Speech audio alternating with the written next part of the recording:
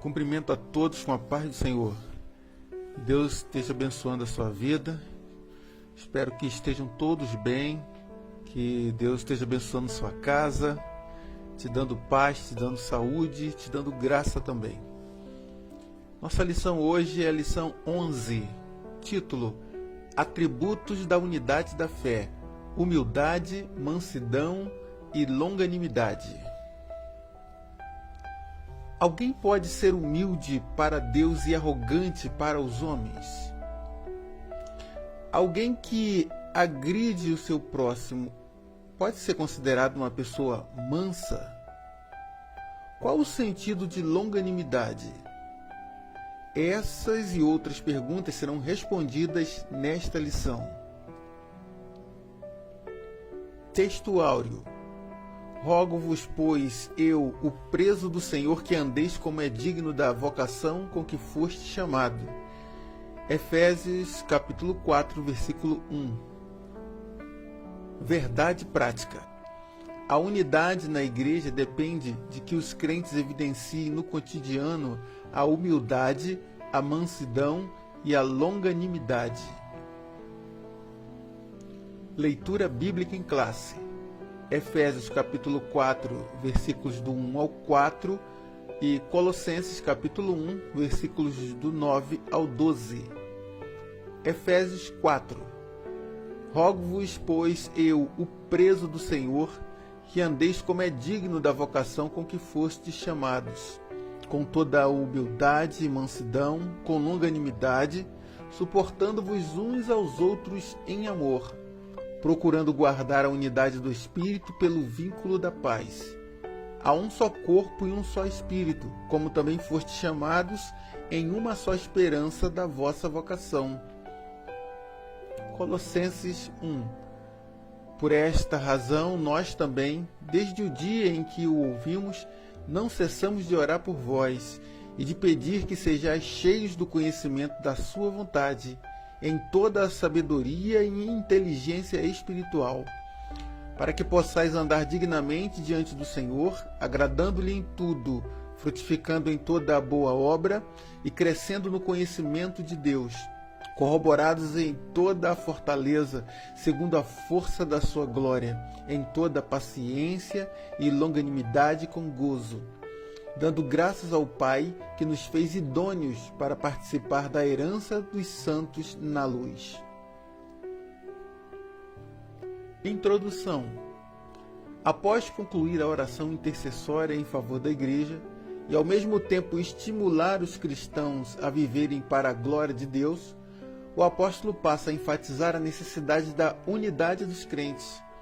Assim, nesta lição, estudaremos as virtudes fundamentais, humildade, mansidão e longanimidade, que levam a igreja a viver uma perfeita unidade conforme a palavra de Deus. Por que estudar humildade, mansidão e longanimidade? Porque esses três atributos eles são essenciais para um viver dentro de uma comunidade, e isso de forma harmônica. E o que nós vemos hoje é uma série de intrigas, desentendimentos, briga, fofoca, e tudo isso acaba por gerar uma dificuldade para se viver dentro até mesmo da igreja local. Porque viver em sociedade não é uma tarefa fácil. Nós estamos vivendo num período em que estamos sendo obrigados a nos distanciar, manter um distanciamento.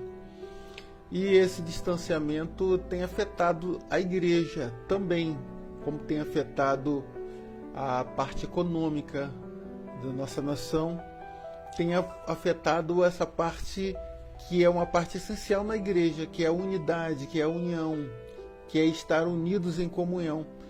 E para isso é necessário também estarmos juntos. Então, nós estamos impedidos da reunião. E essa reunião, ela também está afetando a nossa união, que por sua vez a nossa união está interferindo na nossa unidade. Tópico 1. Para haver unidade é preciso humildade. A humildade é uma virtude imprescindível para o fortalecimento da comunhão cristã. Espera-se que os crentes sejam humildes, não somente diante de Deus, mas também entre eles. Subtópico 1. O modo digno de viver cristão. A conduta geral do crente é o destaque dessa seção da carta. O apelo apostólico é para que os crentes andem de modo digno da vocação. Ou seja, a nossa conduta diária deve corresponder à chamada recebida para ser um membro do corpo de Cristo, a Igreja. Isso pressupõe que o andar do cristão está diretamente relacionado com o nível de unidade que ele tem com Deus e com os irmãos. Nesse sentido, a fim de desenvolver essa unidade, o apóstolo apresenta 3 virtudes essenciais: a humildade, a mansidão e a longanimidade.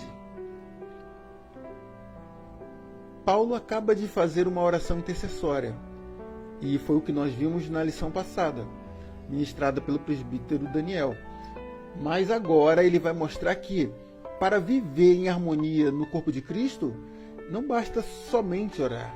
Tem que orar também, mas somente isso não é suficiente. Tem que praticar algumas coisas. E a primeira delas é a humildade.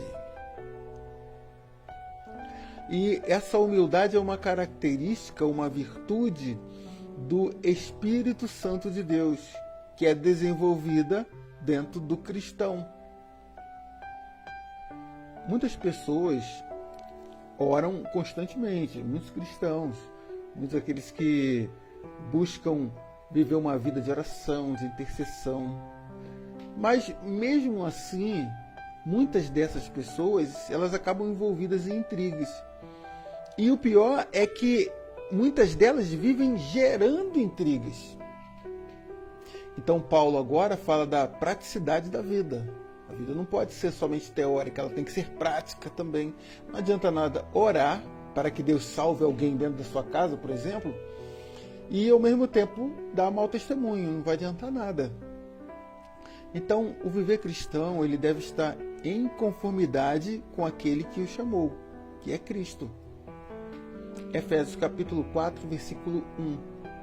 Rogo-vos, pois, eu, o preso do Senhor, que andeis como é digno da vossa vocação com que fostes chamados. Então, andar significa praticar, significa viver, significa agir no meio aonde você convive. E Paulo agora, depois da oração, ele fala, agora vocês vão ter que andar praticando aquilo que vocês aprenderam. E esse andar em amor e em humildade, ele envolve 2 aspectos importantes. Primeiro, é a unidade com Deus, quer dizer, uma ligação com Deus. Em segundo lugar, uma unidade também com os irmãos. Ligado com os irmãos e ligado também com Deus. E para que isso aconteça, é preciso exercitar essas 3 virtudes: a humildade, a mansidão e a longanimidade, conforme Efésios capítulo 4, versículo 2.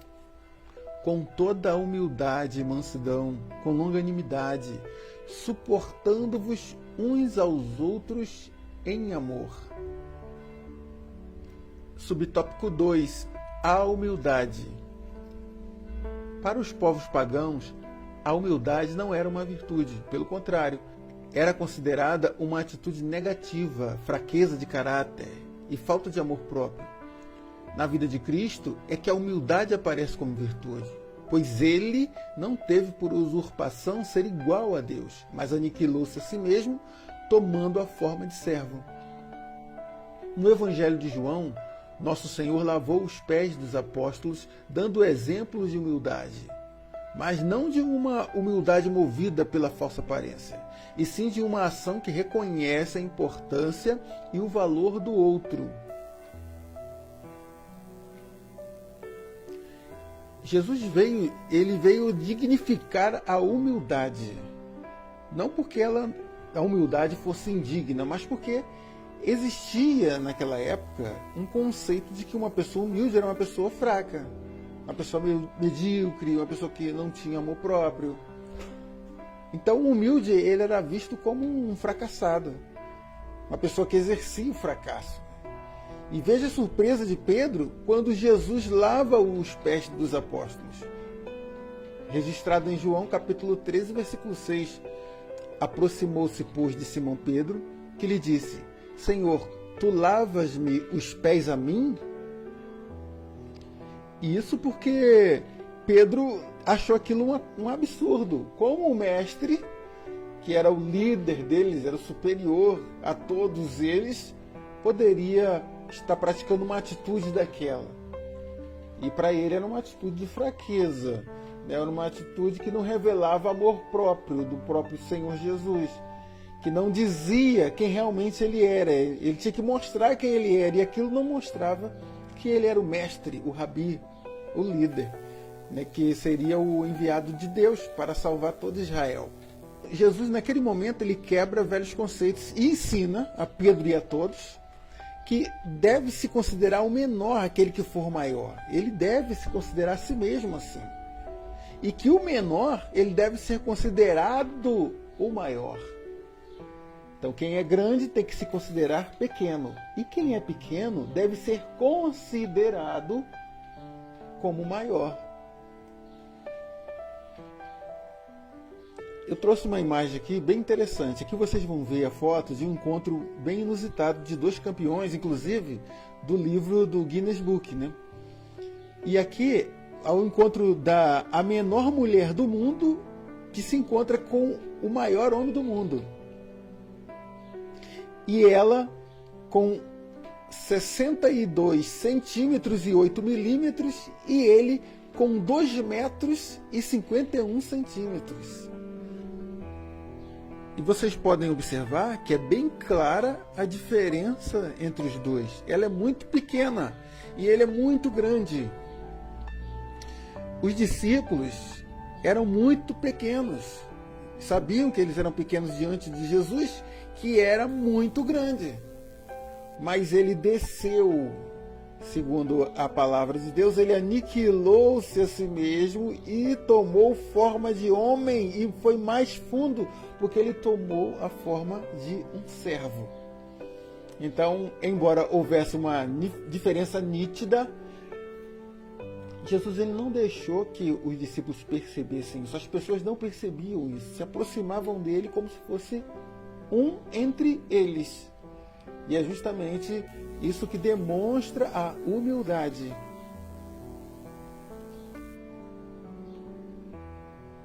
Filipenses capítulo 2, versículos 6 e 7. Que sendo em forma de Deus, não teve por usurpação ser igual a Deus, mas aniquilou-se a si mesmo, tomando a forma de servo, fazendo-se semelhante aos homens. Cristo deu o exemplo de que a humildade é uma virtude dos fortes e não um defeito dos fracos. E é na direção dessa humildade que Paulo estimula a igreja a andar, porque o que passar disso seria uma hipocrisia. Filipenses capítulo 2, versículo 3. Nada façais por contenda ou por vanglória, mas por humildade. Cada um considere os outros superiores a si mesmo. Essa é a verdadeira humildade. Subtópico 3. A verdadeira humildade. O que fica claro em Jesus e no ensino do apóstolo Paulo é que a pessoa humilde expressa a modéstia em oposição ao orgulho e à arrogância. Trata-se de uma postura que favorece o bem da coletividade no lugar do egoísmo. Assim, a verdadeira humildade coopera para a harmonia nos relacionamentos e promove a unidade do corpo de Cristo. Entretanto, é importante ressaltar que esta e as demais virtudes são produzidas pelo Espírito que habita no crente. Não há quem possa desenvolver tal conduta sem que o Espírito Santo o transforme.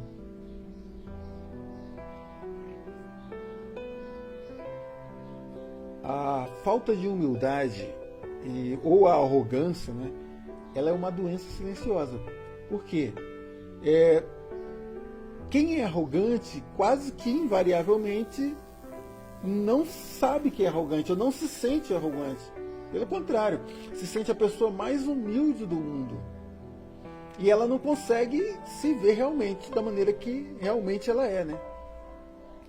Você poderia dizer que é quase que uma fake news, dizer que o arrogante é arrogante. E um fator agravante é que o arrogante, se ele for carismático, ele vai fazer discípulos arrogantes também, seguidores arrogantes como ele. Então, além de ser silenciosa, também é como se fosse uma doença contagiosa. E foi uma das muitas preocupações do apóstolo Paulo lá na igreja de Corinto. Segunda carta aos Coríntios, capítulo 12, versículo 20. Porque receio que quando chegar, vos não ache como eu quereria, e eu seja achado de vós como não quereríeis, e que de alguma maneira haja pendências, invejas, iras, porfias, detrações, mexericos, orgulhos e tumultos. Esse era o medo de Paulo, era o temor de Paulo de chegar na igreja de Corinto e ver aquilo tudo. E constatar que aquela era uma igreja que não desenvolvia a virtude da humildade. O contrário do humilde é o arrogante. E o arrogante, ele pode até ser um seguidor, um aluno, né? Melhor dizendo, ele pode ser um aluno. Mas você não se espante se você encontrar alguém que conhece esse aluno e conhece ele como doutor. Por quê? Ele se apresentou assim e faz questão de se apresentar assim, ser tratado assim, longe daqueles que conhecem realmente ele, que sabem que ele é aluno. Então palavras como: você sabe com quem você está falando? Eu sou um auxiliar de trabalho da igreja. Não estão entendendo? Então não importa a posição que a pessoa se encontre. E até mesmo se ela não ocupa nenhuma posição, não importa. E mais uma vez, na igreja de Corinto, Paulo alerta que há um perigo para essas atitudes egoístas. Como assim? De querer a glória toda para si. Primeira carta aos Coríntios, capítulo 12, versículo 25. Para que não haja divisão no corpo, mas antes tenham os membros igual cuidado uns dos outros. Então, para que haja harmonia, para que haja unidade, deve haver humildade. Senão, fatalmente, vai ocorrer a divisão, né? É necessário que eles cuidem uns dos outros. Cuidar do outro significa deixar de olhar para mim um pouco, pelo menos. Deixar de cuidar de mim um pouco. Deixar de atender o meu desejo um pouco. Deixar de satisfazer a minha carne um pouco. Gálatas capítulo 5, versículo 16. Digo, porém, andai em espírito, e não cumprireis a concupiscência da carne. E a palavra quer dizer que se nós andarmos em espírito, não vamos atender, não vamos querer atender os desejos egoístas da carne. Mas Deus pode fazer essa maravilhosa transformação pelo seu espírito. É um quebrantamento, é uma entrega da velha natureza, para que essa velha natureza ela possa ser modificada. Assim, é uma espécie de recal espiritual. Porque quando um produto ele apresenta um defeito, o fabricante convoca as pessoas que possuem esse produto para que levem até ele para que seja substituído ou então consertado o defeito. Agora é importante observar também que Deus fez o homem perfeito. Ora, o defeito, ou seja, o pecado, ele entrou após a criação. Mas, por amor e misericórdia do Senhor, do Criador, ele convida todos para serem restaurados, não só na sua humildade, mas também no segundo atributo que será apresentado nessa lição, a mansidão, que é uma derivada da humildade. Tópico 2. Para haver unidade é preciso mansidão. A virtude da mansidão produz crentes capacitados a bem gerir os conflitos, promovendo paz e reconciliação na igreja local. Subtópico 1. Mansidão, um fruto do Espírito. A palavra mansidão transmite o conceito de ternura, gentileza, cortesia e paciência. Essa qualidade é listada nas Escrituras como um dos aspectos do fruto do Espírito. A mansidão é um estado que deriva da humildade. O termo indica moderação nas ações, bom trato para com o semelhante e ausência de precipitação.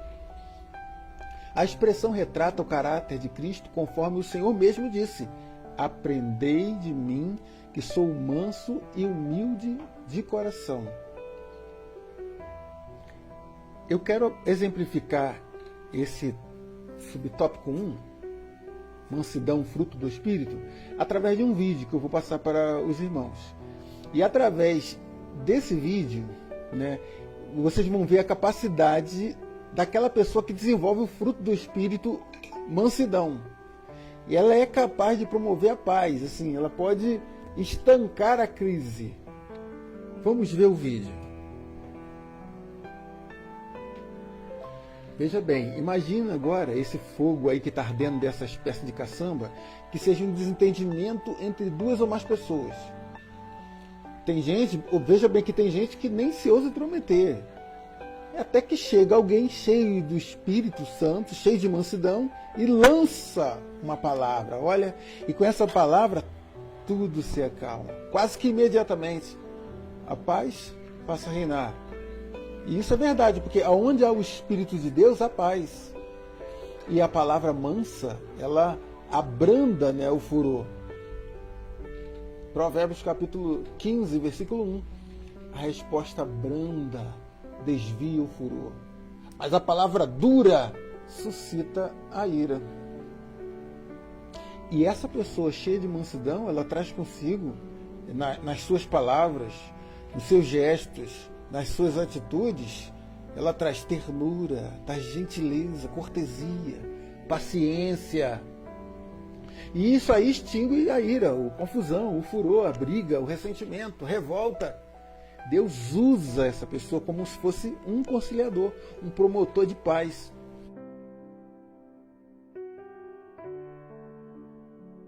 E isso nós aprendemos de Jesus, Mateus capítulo 11, versículo 29. Tomai sobre vós o meu jugo, e aprendei de mim, que sou manso e humilde de coração, e encontrareis descanso para a vossa alma. Mansidão e humildade. Dois atributos estudados nessa lição, que são promotores de unidade, tanto entre os homens, como também entre os homens e Deus. E também não faltam exemplos nas Escrituras, dessas virtudes. Subtópico 2. Grandes exemplos de mansidão. Moisés e Jesus Cristo. Moisés foi conhecido como o homem mais manso que havia sobre a terra. Essa reputação se deu em virtude de o legislador, entre outros aspectos, não revidar nem guardar rancor quando foi atacado pessoalmente. Nessa mesma perspectiva, Jesus Cristo manteve o autocontrole enquanto era injustamente caluniado. E durante o seu julgamento não pronunciou qualquer palavra contra seus acusadores. Assim, temos o exemplo da mansidão diante das mais difíceis circunstâncias. Irmãos, Jesus, ele tem em si tudo de bom, Toda a perfeição reside em Jesus. Todos os atributos do Espírito. Jesus é o modelo por excelência. Então eu quero aqui nesse momento iniciar esse subtópico focando sobre o exemplo de Moisés. Números capítulo 12, versículo 3. E era o varão Moisés muito manso, mais do que todos os homens que havia sobre a terra. Se nós não analisarmos bem a vida de Moisés, nós podemos nos confundir com essa característica dele, a mansidão de Moisés. Veja bem, porque como pode Moisés ser o homem mais manso da terra se ele matou um homem? Entende? Porque em Êxodo consta que Moisés, vendo um egípcio ferindo um hebreu, ele vai lá e mata o egípcio. Êxodo capítulo 2, versículo 12. E olhou a uma e a outra banda, e vendo que ninguém ali havia, feriu o egípcio e escondeu na areia. Isso é totalmente contraditório. Então, quando Moisés mata aquele homem, ele não exercia mansidão. E isso está muito claro. Agora, ele só começa a exercer a mansidão a partir, veja bem, a partir do momento que ele se encontra com Deus lá no Monte Horebe, onde a sarça ardia, o arbusto ardia, né? O arbusto pegava fogo, mas não consumia. Nesse momento do encontro de Moisés com Deus no Monte de Horebe, é que ele passa a desenvolver a mansidão. Aí sim, ele passa a ser considerado o homem mais manso da terra. Depois, claro que ele se encontra com Deus.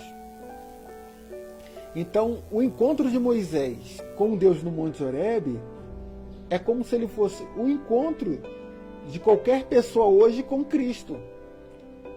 E recebe o Espírito Santo e passa a desenvolver as características do fruto do Espírito, sendo uma delas a mansidão. Nós só passaremos a desenvolver não só a característica de mansidão, como todas as características do Espírito de Deus, quando nós tivermos um profundo relacionamento com Deus. Assim como Moisés, a partir do momento que se encontrou com Deus, passou a se relacionar intimamente com Ele. Aí ele passou a ser igual a Deus, manso, humilde. E aí nós passamos a aprender de Jesus, que é manso e humilde. E não é só isso, ele é manso e humilde de coração. Agora uma pergunta. Uma pessoa pode ter um encontro com Cristo e não ser mansa? Sim, porque mansidão é uma virtude que precisa ser desenvolvida. Uma outra pergunta: você se considera uma pessoa mansa? E aí, para responder essa pergunta, você precisa responder uma série de outras. Primeiro, você revida quando alguém te maltrata? Claro que em algum momento você vai precisar revidar, dependendo da circunstância. Mas eu digo, no geral, você é aquela pessoa que revida sempre. Segundo, você emite juízo rapidamente, assim, precipitadamente? Quando alguém te conta um fato, a pessoa nem acabou de falar e você já solta logo o que você acha, solta logo um juízo de valor. Terceiro lugar, você divulga notícias com rapidez. Recebe uma notícia, nem procura saber se aconteceu daquela maneira, se é mentira aquilo, né? E a primeira coisa que faz é divulgar. Encontra alguém e diz assim: olha, eu vou contar uma coisa, meu irmão, mas fica só entre eu e você. Então são perguntas que mostram quem realmente nós somos. Então a pergunta que fica é: será que estamos buscando imitar a Cristo?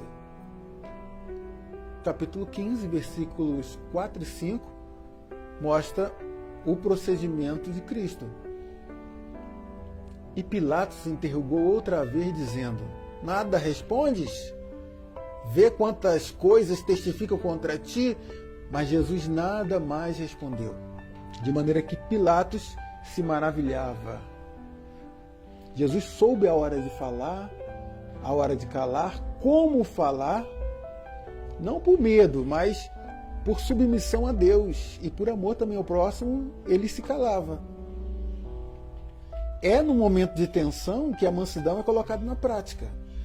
Na fila de um banco, num trânsito, numa humilhação que você sofre, numa injustiça, numa injúria. Aí sim aparecem os mansos do Senhor. Que é bom frisar que não são bobos, eles lutam por seus direitos, sim, mas só que eles lutam da maneira correta, da maneira que agrada a Deus. E essa é a verdadeira mansidão. Subtópico 3. A verdadeira mansidão. Pessoas com essa virtude são disciplinadas e capacitadas a perseverar na perseguição. Não revidam os maltratos sofridos, não se apressam em emitir juízo, não cedem às provocações, nem dão espaço para ressentimentos. Essa virtude não significa fraqueza ou inferioridade. Pelo contrário, indica o mais seguro controle emocional. Assim, mansidão trata da submissão do homem para com Deus e sua palavra.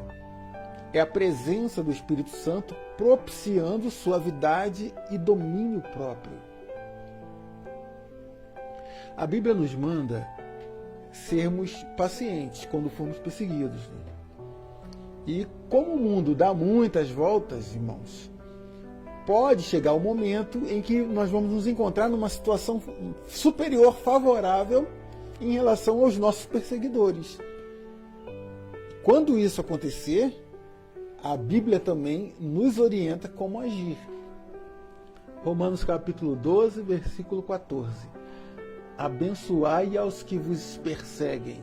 Abençoai e não amaldiçoeis. Agora sim, é nesse momento, esse é o momento de revelarmos quem realmente nós somos. Do que o nosso coração é revestido, é feito, se é de carne, de vingança ou do espírito de mansidão. Então, dessa forma, a mansidão ela nos protege para que não brote no nosso coração qualquer mágoa, qualquer ressentimento, qualquer raiz de amargura. Como está relatado em Hebreus capítulo 12, versículo 15. Tendo cuidado de que ninguém se prive da graça de Deus, e de que nenhuma raiz de amargura brotando vos perturbe, e por ela muitos se contaminem. Ora, o benefício é nosso, é meu, porque me mantém saudável espiritualmente, mas também é dos outros, porque eles não vão ser contaminados por mim ou por nós. Quantas pessoas vivem amarguradas porque não se deixam controlar pelo Espírito Santo? E mansidão é isso, é o poder sob controle. Eu tenho poder, eu posso até se eu quiser, mas eu me controlo para que Deus seja glorificado. Jesus poderia fazer qualquer coisa com seus adversários, com aqueles que decepcionavam ele, mas ele se conteve. E indo ainda além, ele compreendia, perdoava, ajudava. Isso pode acontecer comigo, com você hoje.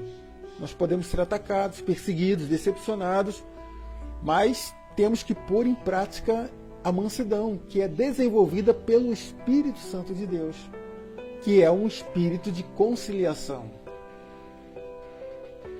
Subtópico 4. Mansidão pressupõe conciliação. O comportamento conciliador é a demonstração prática da conduta de quem possui mansidão por meio de uma postura equilibrada diante de circunstâncias adversas. Ele transmite a ideia de pacificação, um meio harmonioso de administrar os conflitos. Se todos os crentes de cada igreja desenvolvessem a virtude da mansidão, o espírito conflituoso desapareceria. Em lugar de sentimento faccioso, eles apresentariam um espírito manso e conciliador. Primeira carta de Pedro, capítulo 2, versículo 23. Fala de Jesus, o qual, quando o injuriavam, não injuriava, e quando padecia, não ameaçava, mas entregava-se àquele que julga justamente. Jesus é o exemplo de poder e também equilíbrio. O poder é inimaginável sobre ele, mas ele tinha equilíbrio, força, mas ele tinha autocontrole. Tudo isso na mesma pessoa. E ele estimulou os discípulos a terem o mesmo comportamento. Mateus capítulo 5, versículo 39. Eu, porém, vos digo que não resistais ao mal, mas se qualquer te bater na face direita, oferece-lhe também a outra. E esse trecho, ele está inserido num contexto onde Jesus fala de vingança pessoal. os servos de Cristo, eles deveriam ser capazes de controlar suas reações quando fossem insultados ou agredidos. Então, dar a outra face é negar a vingança pessoal e ser sábio na forma de reagir, né, às injustiças, às violências que nós sofremos no dia a dia, de maneira que Deus seja glorificado tanto em nossas ações como também nas nossas reações. Quando nós reagimos pagando mal com o bem, nós acabamos impactando as pessoas. Por isso que Pilatos ficou maravilhado de que Jesus não falava nada. Jesus ele não reagia, porque aquele não era o momento dele reagir. Nós impactamos as pessoas e mostramos a elas como Deus é e como Ele quer que nós sejamos. Isso é mansidão, cautela, sabedoria para reagir. E eu quero exemplificar isso com um curto trecho de um vídeo que eu quero passar para vocês, que mostra uma discussão no trânsito. Mas essa discussão ela acaba de uma maneira bem diferente. Por quê? Devido a uma reação que também é uma reação diferente. Vocês vão ver isso agora.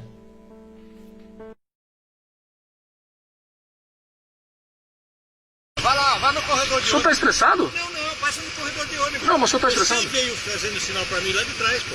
Que lá de trás? Isso, que sinal? Como quem dissesse que tá fechado aqui, o que eu posso fazer? Ah, o senhor não pode fazer nada, o senhor está dentro do carro. O ônibus me fechou aqui. Tá bom. Desculpa. Tenha um bom dia, não fique estressado não. O senhor vai acabar com a gente. Não. Vai. Não, isso acaba conosco. Com a gente. Sabe quem faz isso? É nosso governo. Então, Acaba fazendo vamos parar com esse estresse aí. Porque eu vi que o senhor fechou, mas o senhor falou que foi fechado. A gente tem que saber por que o senhor está aí também, né? Você não viu. Amém. Tá vendo? Como se acaba uma briga? Ah, não, cara. Não podia brigar com esse cara, não. Tá vendo? Tá vendo como se acaba uma briga? Tá vendo como é que se acaba uma briga? E a reação do motociclista é uma coisa interessante quando ele diz assim: tá bom, desculpa, tenha um bom dia, não fique estressado não. E isso muda todo o desenrolar do que poderia acontecer. Poderia acontecer, como inúmeras vezes acontece por aí, uma tragédia, né? Então, voltando ao livro de Provérbios, capítulo 15, versículo 1. A resposta branda desvia o furor, mas a palavra dura suscita a ira.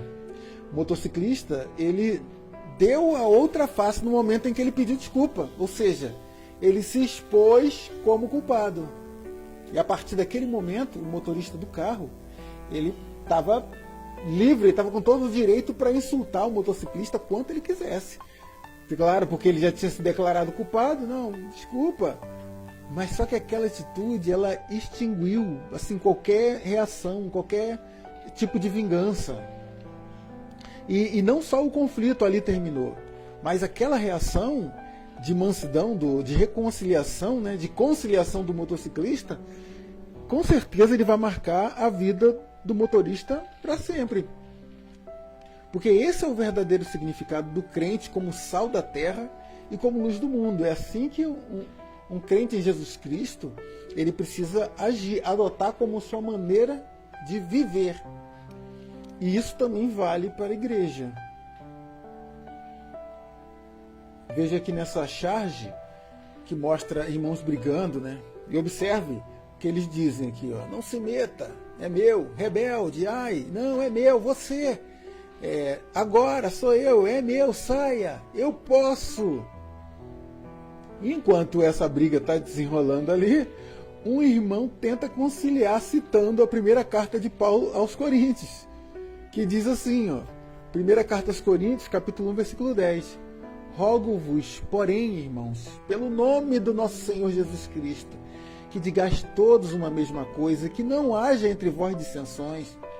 Antes sejam unidos em um mesmo sentido e em um mesmo parecer. E isso é impossível, irmãos, de acontecer se não houver mansidão. O domínio e a sabedoria na hora de reagir. E isso chama a nossa atenção para uma outra virtude, que nós vamos estudar agora, nessa lição, que também é muito importante: a longanimidade. Tópico 3. Para haver unidade é preciso longanimidade para o exercício do perdão. A virtude da longanimidade capacita o crente a ser tolerante com os erros alheios e assim liberar o perdão aos ofensores. Subtópico 1. Longanimidade, um fruto do Espírito. Longanimidade tem o sentido de paciência, tolerância, constância. É mais um dos aspectos do fruto do Espírito desenvolvido no crente. Em termos gerais, essa virtude significa tolerar pacientemente a má conduta dos outros. Tanto que a Bíblia nos ensina a ser pacientes na tribulação. Assim, suportar os erros dos outros e as adversidades da vida são um lado prático da paciência, pois o próprio Deus é descrito como longânimo e tardio em irar-se. Contudo, o exercício da paciência requer a virtude do amor, que é o princípio basilar de todas as ações do crente salvo por Cristo. Então, a longanimidade tem o sentido de paciência, tolerância, constância, sendo também um aspecto desenvolvido pelo Espírito Santo no crente. Porque Deus ele é longânimo, Deus é paciente, Deus ele é tolerante, constante. Primeira carta de Pedro, capítulo 3, versículo 20. Os quais em outro tempo foram rebeldes, quando a longanimidade de Deus esperava nos dias de Noé, enquanto se preparava a arca, na qual poucas, isto é, 8, almas se salvaram pela água. Deus foi longânimo e paciente com os rebeldes daquela época de Noé. Bom, embora o tempo para se arrepender ele estivesse limitado, porque o dilúvio viria, Deus estendeu essa oportunidade até o último momento, quando a arca foi fechada pelo próprio Deus. E o próprio Pedro explica isso na sua segunda carta. Segunda carta de Pedro, capítulo 3, versículo 9. O Senhor não retarda a sua promessa, ainda que alguns a tenham por tardia, mas é longânimo para convosco, não querendo que alguns se percam, senão que todos venham a arrepender-se. Oportunidade estendida até o limite. Deus tolerou a má conduta do povo, pacientemente, ele aguardou o povo. Noé pregando, Deus dando oportunidade para que o povo se arrependesse. E essa é a virtude que o Espírito Santo desenvolve no crente. Claro, no crente que se submete a ele, se submete a Deus, se submete ao Espírito Santo de Deus. Muitas questões entre irmãos, elas poderiam ser resolvidas, se houvesse longanimidade. Não só entre irmãos carnais, mas irmãos em Cristo, dentro de casa, no trabalho, na rua, em qualquer lugar. A longanimidade é essencial para resolver a crise. Reconhecer que o outro precisa do nosso perdão, da nossa compreensão. Na igreja de Corinto, os problemas eles tinham chegado a um ponto, irmãos, que, vejam bem, as questões entre os irmãos da igreja estavam sendo resolvidas na justiça. Primeira carta aos Coríntios, capítulo 6, versículo 1. Ousa algum de vós, tendo algum negócio contra o outro, ir a juízo perante os injustos e não perante os santos? Falta de longanimidade. E o que é pior, falta de amor. E Paulo fala aos Coríntios as características desse amor. Na primeira carta aos Coríntios, capítulo 13, versículo 7, ele diz: o amor tudo sofre, tudo crê, tudo espera, tudo suporta. Suporta tanto as dificuldades da vida como as outras pessoas, as dificuldades geradas por outras pessoas. E essa é uma virtude daquele que é longânimo. Colossenses capítulo 3, versículo 13. Suportando-vos uns aos outros e perdoando-vos uns aos outros. Se algum tiver queixa contra outro, Assim como Cristo vos perdoou, assim fazei vós também. E nós vamos falar ainda mais sobre isso. Subtópico 2. Suportando uns aos outros. Durante a nossa jornada cristã, nos depararemos com múltiplas situações de hostilidade. São nesses momentos conflituosos na igreja que devemos suportar uns aos outros em amor. A expressão indica que, infelizmente, teremos de enfrentar excessos cometidos em nosso meio, como as provocações alheias e atitudes carnais. Estas são comparadas a um fardo que devemos suportar por meio da prática do amor. Efésios capítulo 4, versículo 2, a parte B do versículo. Suportando-vos uns aos outros em amor. Aí vem agora uma pergunta. Será que alguém precisa me suportar? Porque quando lemos esse versículo de Efésios 4, aí, versículo 2, nós pensamos logo que teremos que suportar o outro. Mas você já parou para pensar que para o outro, você é o outro? Sim, para o outro, você é aquele que deve ser suportado. Então, resumindo, todos devem suportar e todos devem ser suportados. Dessa forma, é possível manter a unidade do corpo de Cristo, mesmo em meio às maiores crises e dificuldades. Assim como alguém pode ser um fardo para mim, eu tenho que saber que em algum momento eu vou ser um fardo para alguém.